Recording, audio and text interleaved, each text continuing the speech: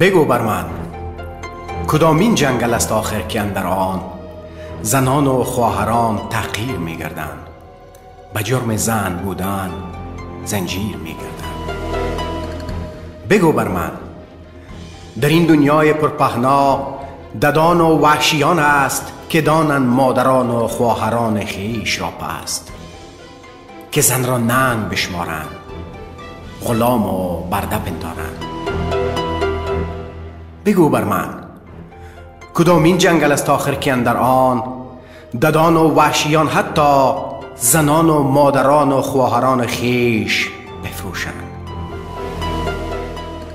نمی پرسی سخن از چیست؟ سخن از ننگ دهشتزای انسان است، سخن از بی‌تمیزی های انسان است.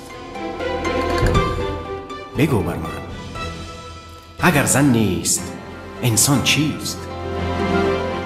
اگر زن نیست این گردنکشان تیر مغز کور وجدان را کی میزاید؟ اگر زن برده است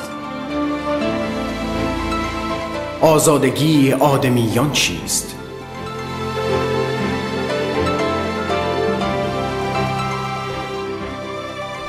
اگر زنها حقیر و پست و ناچیزند آنگاه این جلال و غرور و این توانمندی مردان چیست؟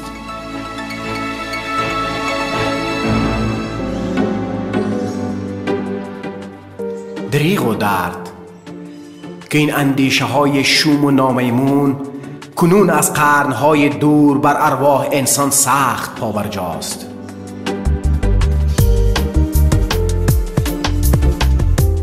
همین اندیشه های شوم و نامیمون که حتی ننگ جنگل هاست.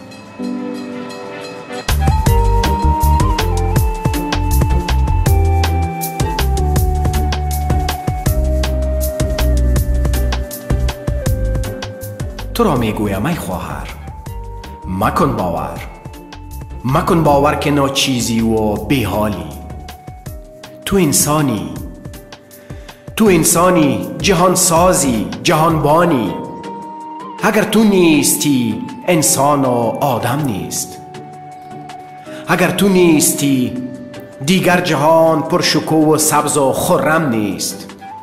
تو دنیا را فروغ سرنوشت استی، بهار استی، بهشت استی. تو ای خواهر بیا دیگر، بیا زنجیرهای شوم و ننگین خرافات و ستم بگسال. بیا زندان تاریک قرون را بی امان بشکن. تو خورشیدی، دلت از نور ظلمت سوز سرشار است. طلوع کن، چهره بگشا تا شب اندیشه های شوم انسانان ناانسان بسر آید. درخشان شو، فروزان شو که انسانیت از گند جهالت ها بدر آید.